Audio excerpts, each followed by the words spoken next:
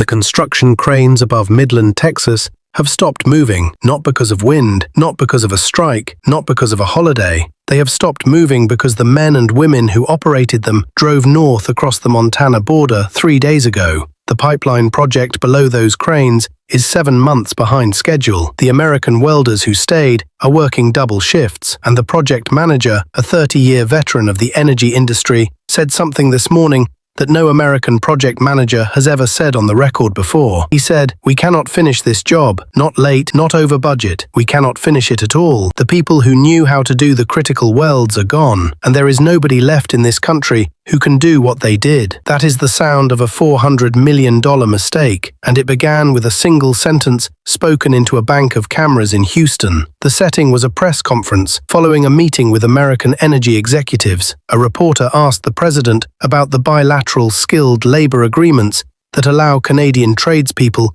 to work on American industrial projects, agreements that have been in place for decades and that American construction and energy companies rely on to staff mega projects. The domestic workforce is too small to handle. The president's response veered off script almost immediately. He said, "Canadian workers, look, I hear a lot about Canadian workers. They come down here, they work on our projects, and frankly, they're overrated, very overrated. We have the best workers in the world right here in America. The best Canadian workers are fine, they're okay.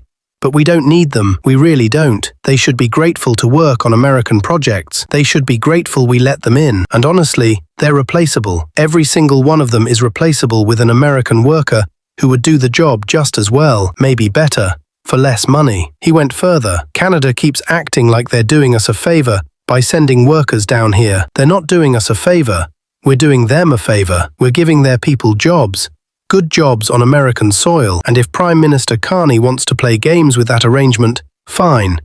We'll replace them by Tuesday." The language was revealing on every level. Overrated, grateful, replaceable. These were not policy terms, these were dismissals. They were the words of someone who has never stood on a frozen pipeline right away in February, never watched a certified welder join high-pressure pipe in a driving rain, never needed a crane operator to set a 40-ton steel column within a quarter-inch of tolerance while working 200 feet above a city street. And within 3 hours, the response came. Not 3 days, not 3 weeks, 3 hours. Canadian Prime Minister Mark Carney did not hold a press conference to express disappointment. He did not issue a diplomatic protest. He activated a response that had clearly been prepared for exactly this moment. First, the Canadian Department of Labour issued an immediate advisory to all Canadian skilled tradespeople working on American projects, recommending that they return to Canada within 30 days. The language cited the hostile and disrespectful environment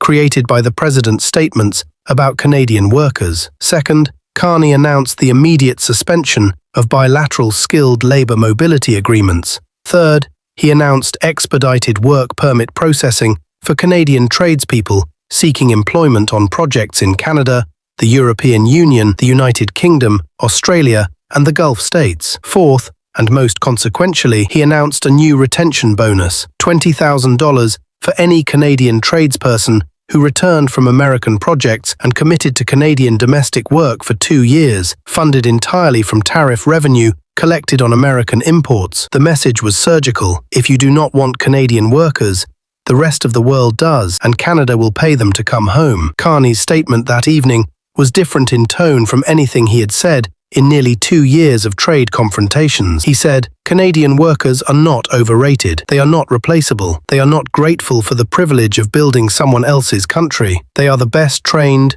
most certified, most professional skilled tradespeople in the world, and they deserve to work in environments where their skill is respected, their contribution is valued, and their dignity is intact." If the President of the United States believes that Canadian welders, pipe fitters, iron workers, and electricians are replaceable, we respectfully invite him to replace them. Within 72 hours, the replacement test began, and it failed. In Midland, Texas, a pipeline project lost 14 certified welders from a single crew. These were not general laborers. These were journeymen with certifications in specialized welding processes that fewer than 500 people in North America are qualified to perform. The American welders remaining on site told their project manager that the critical welds on the remaining sections could not be completed without the Canadian crew because the required certification was not held by anyone else on the site. The project manager called 3 other pipeline contractors in the region. Every one of them told him the same thing. They had no available welders with that certification. They had not had any available for 2 years. In Pennsylvania, a nuclear reactor maintenance shutdown was postponed indefinitely. The team of Canadian specialists who performed the complex maintenance on reactor vessel internals had been recalled to Canada. The utility's chief operating officer informed federal regulators that the postponement would last an estimated 4 to 6 months, while the company attempted to locate and qualify alternative personnel. The cost of the postponement, including replacement power purchases and extended operational modifications, was estimated at $75 million. For one facility, for one team in Manhattan, an ironworker crew of 11 Canadians who had worked together as a unit for 8 years walked off a high-rise project on a Wednesday morning. The site superintendent, an American with 25 years in New York construction, told reporters he stood in the construction elevator after they told him and stared at the floor for 5 minutes. That crew set structural steel faster than any crew he had ever managed. Their safety record was perfect. They communicated without talking, anticipating each other's moves through years of shared experience. The superintendent had tried for 3 years to find an American crew with the same efficiency. He never found one. He told a local news affiliate, "You don't replace 8 years of teamwork in a job posting. That takes a decade to build, and it's gone because someone who has never climbed a steel column called them replaceable." In Louisiana, an LNG terminal expansion that was 7 months from completion stopped cold. The Canadian crane operators and pipe-fitting crews that had been on site for 2 years packed their tools and drove north. The project's completion date is now listed as unknown. The estimated cost overrun, according to company documents filed with state regulators, is $400 million. The numbers spread quickly, and they told a story that no amount of political messaging could obscure. America is currently short an estimated 650,000 skilled construction workers. The average age of a certified welder in the United States is 55. Apprenticeship enrollment in the construction trades has declined 31% over the past 2 decades. For every 5 skilled tradespeople who retire in America, only 3 enter the field to replace them. This is not a temporary fluctuation. This is a structural collapse.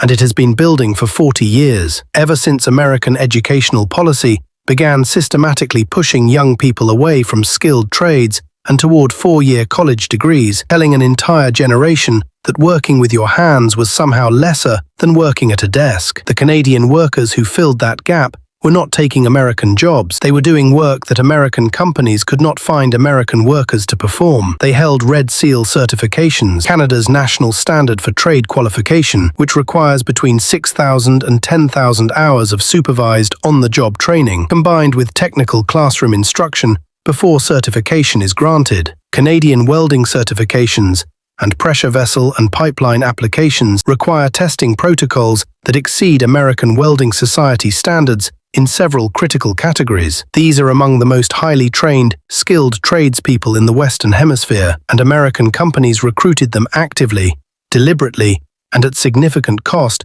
precisely because the domestic supply of those skills does not exist. Then came the human stories, not the spreadsheets, not the policy analyses, not the trade deficit calculations. The human stories broke through everything else. A welder in Texas named Mark had spent 12 years building American pipelines. He had arrived as a 26-year-old journeyman with a duffel bag and a welding hood. Over those 12 years, he had trained 14 American apprentice welders. He owned a truck he bought in Odessa. He went to a Baptist church with his American girlfriend's family on Sundays. He coached a youth baseball team.